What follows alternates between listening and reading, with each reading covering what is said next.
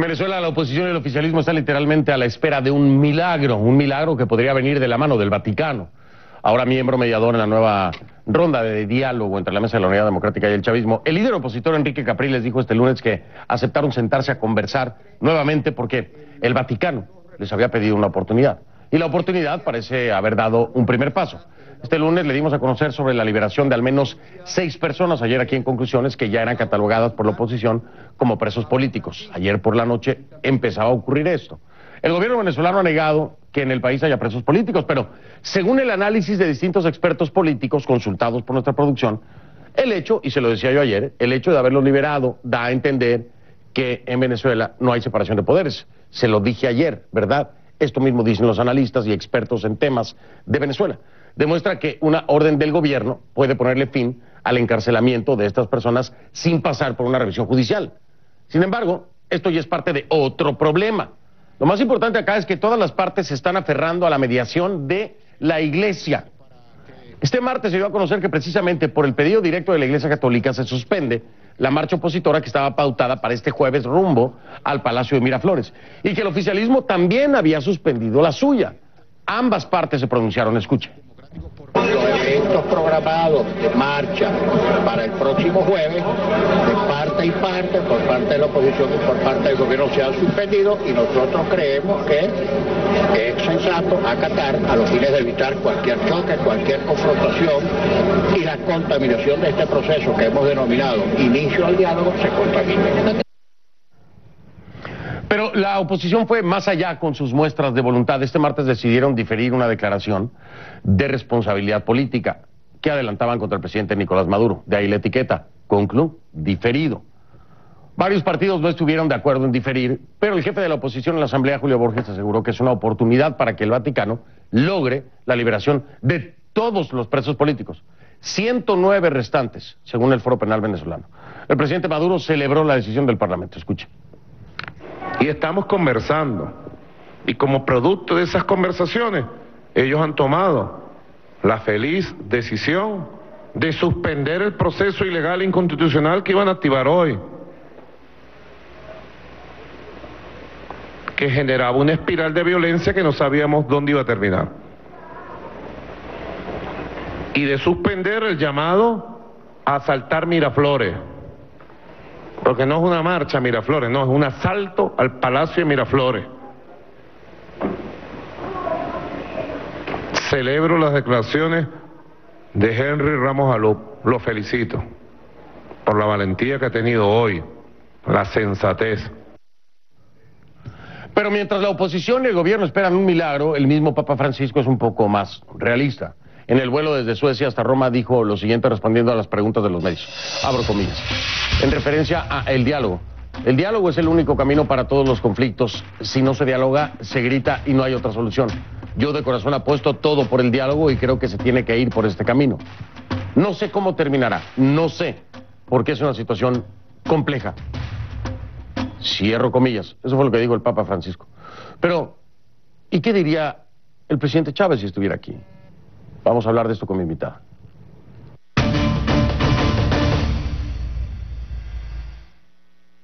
Le doy la bienvenida y agradezco su paciencia a Maripili Hernández, exministra para la Juventud durante el gobierno del fallecido presidente Hugo Chávez, comunicadora social. Maripili, bienvenida, gracias por estar aquí. Gracias. Maripili, de entrada, revisando imágenes de archivo el día de hoy, encontraba el momento en el que el presidente Hugo Chávez hablaba del referendo revocatorio, de la necesidad de evaluar por parte del pueblo a su mandatario al tercer año, para saber si les había o no dado la espalda. ¿Tú qué crees que diría el presidente Chávez el día de hoy cuando el oficialismo ha secuestrado, según dice la oposición, o ha negado al menos, o a través de mecanismos judiciales, han parado el referendo revocatorio? ¿Qué crees que diría el presidente Chávez? Mira, el referéndum revocatorio es una figura que introdujo el propio presidente Chávez dentro de la Constitución Nacional.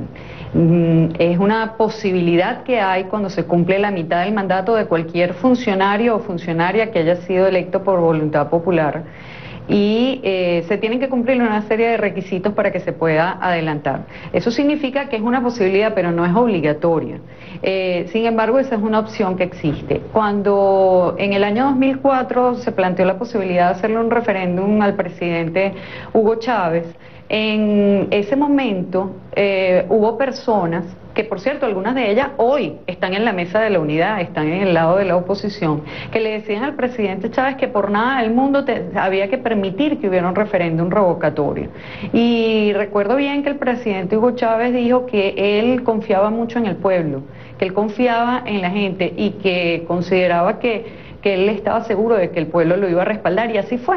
El presidente ganó ese referéndum por más de 20 puntos, o sea, una barbaridad de votos por encima de los que sacó la oposición, aunque la oposición, que por cierto son muchos de los que dirigen la mesa de la unidad hoy, todavía dice que hubo fraude en aquel momento, a pesar de que ha sido una de las elecciones más observadas de la historia, más de 350 observadores internacionales, entre los cuales se encontraba el Centro Carter y la OEA. Entonces, creo que este es una opción. La oposición tendría que cumplir una serie de requisitos. Lamentablemente ellos no han cumplido esos requisitos hasta este momento.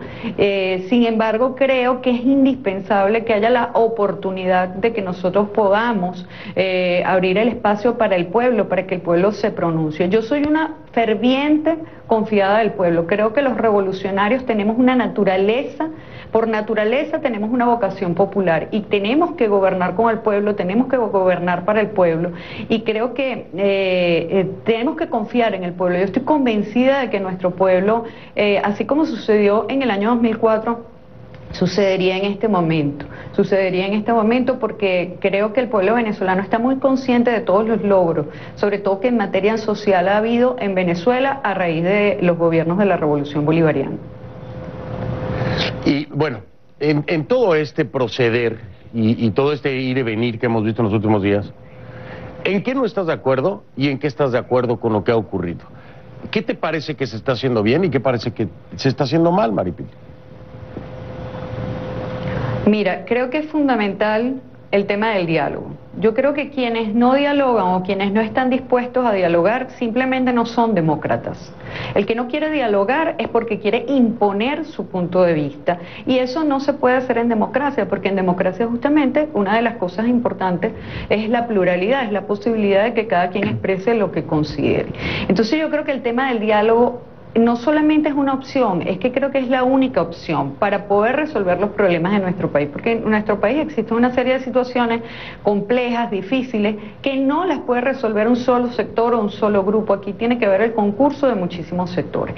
Aplaudo profundamente lo que sucedió el domingo en la noche, cuando por fin hubo la posibilidad de que se sentaran representantes del gobierno y representantes de la oposición en una mesa de diálogo con la intermediación de un grupo de expresidentes y también, por supuesto, del Vaticano, quien ha dado sus mejores oficios. El propio Papa ha trabajado en función de eso. Creo que es muy positivo que eso se esté dando. Creo que es además una manera de conjurar la violencia. Este país está cansado de violencia. Los venezolanos no queremos más violencia, y me parece terrible que la semana pasada, en una marcha que habían convocado a la autopista, uno de los dirigentes opositores hubiera hecho una convocatoria a una marcha a Miraflores, concretamente el señor Capriles Radonsky. Gracias a Dios que parece que voces más sensatas de la oposición se dieron cuenta del gravísimo error que eso significaba, porque nosotros no podemos sino retrotraernos al año 2002, el 11 de abril del año 2002, cuando también lo que en aquel momento se llamó la Coordinadora Democrática convocó una marcha para Miraflores. Allí estaba el señor Capriles y él no fue para Miraflores. Entonces, y se dio un golpe de Estado en ese momento. Por eso es que me parece muy bueno que en este momento hayan decidido suspender esa marcha, que evidentemente tenía una intención golpista y de violencia. Maripili, voy a hacer una pausa, regreso para continuar. Te voy a dejar una pregunta en la mesa. ¿Tú crees que el presidente Chávez hoy aplaudiría el manejo que le ha dado el presidente Maduro al país? ¿Crees que estaría de acuerdo con el punto al que se ha llegado en Venezuela? ¿El presidente Chávez estaría de acuerdo o no? ¿Qué crees? ¿Qué crees tú que diría Chávez? Te lo pregunto y me respondes después de la pausa. Regresamos entonces de inmediato para continuar con esta entrevista. Maripili Hernández nos acompaña, exministra para la Juventud durante el gobierno del fallecido presidente Hugo Chávez en Caracas.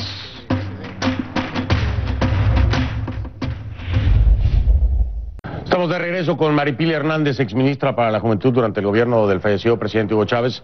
Nos acompaña en vivo desde Caracas. Antes de ir a la pausa, Maripili preguntaba, ¿crees tú que el presidente Chávez estaría de acuerdo en cómo se ha manejado el país por parte del gobierno del presidente Maduro? ¿Hasta dónde se ha llegado? ¿Hasta qué extremo se ha llegado en el que ha tenido que participar el Vaticano para que se puedan manejar las cosas dentro del país? ¿Tú crees que estaría de acuerdo? Mira, el presidente Chávez siempre fue un hombre de mucho diálogo. Yo creo que el presidente Chávez sí estaría totalmente de acuerdo con que cualquier dificultad de nuestro país la resolviéramos mediante el diálogo. Creo que, y es algo que sí quiero comentar, no es justo hacer la comparación de la realidad venezolana hoy y menos hacer la comparación entre el presidente Nicolás Maduro y el presidente Chávez. Primero porque ninguno de nosotros va a ser como Chávez. O sea, Chávez tenía características personales únicas en su liderazgo, en su manejo de muchísimas cosas. No es justo hacer esa comparación, pero además porque las circunstancias en que ha tenido que gobernar el presidente Nicolás Maduro difieren un poco de la realidad que le tocó al presidente Hugo Chávez. Empezando porque el presidente Nicolás Maduro asume la presidencia a raíz de una crisis política fundamental, que es la muerte de un mandatario en ejercicio. En cualquier país del mundo, en cualquier momento de la historia, la muerte de un mandatario en ejercicio genera una crisis política en ese país. Hay países que han entrado en guerras civiles y que, bueno, ha habido de todo después de la muerte de un mandatario en ejercicio. Y a eso le tocó vivir al presidente Nicolás Maduro. Además, por si eso fuera poco, los precios del barril de petróleo estaban aproximadamente en $100 y él ha tenido que gobernar los últimos 10 años con un barril de petróleo que llegó a estar en $20. Entonces no es comparativo desde el punto de vista económico. Y aparte de eso, las fuerzas imperiales y de la derecha nacional e internacional han hecho todos los esfuerzos inmensos para tratar de derrocar al presidente Nicolás Maduro, aprovechando el hecho de que ya no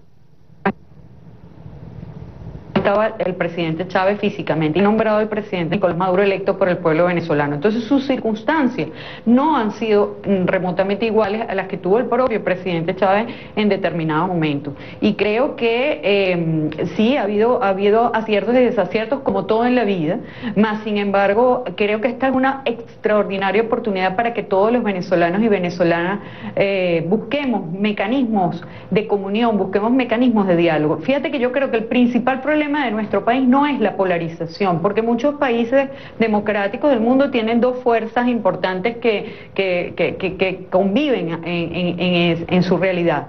Sí, yo creo que el problema en Venezuela no es la polarización, sino la intolerancia. Mira, yo estoy segura, Fernando, que en este momento tu Twitter y mi Twitter deben estar llenos de palabras de odio, de palabras de personas que critican con un lenguaje completamente fuera de lugar lo que nosotros estamos hablando. Porque hay personas que simplemente no aceptan que tengamos opiniones distintas. Y perdón, eso es lo democrático. Lo normal en una democracia es que pensemos diferente, porque lo otro sería un totalitarismo. Entonces tenemos que respetar a los demás. Tenemos que respetar que hay otras personas que piensan distinto a mí, aunque yo no esté de acuerdo. Sí. Y es parte de la democracia, eso es un hecho, realmente. Habría que ampliar mucho más el tema, pero ya no tengo tiempo, Maripili, se me ha ido, desgraciadamente el tiempo de televisión es muy rápido, pero quiero agradecerte por esta entrevista y por este tiempo que nos has dedicado esta noche. Muchísimas gracias y que la pasen bien allá en Venezuela, muy amable. Gracias, que esté bien. Gracias. Maripili Hernández, exministra para la Juventud durante el gobierno del fallecido presidente Hugo Chávez. Voy a marcar una pausa, regreso y ya me despido, casi que me despido de usted aquí en conclusiones por el día de hoy. Ya vengo.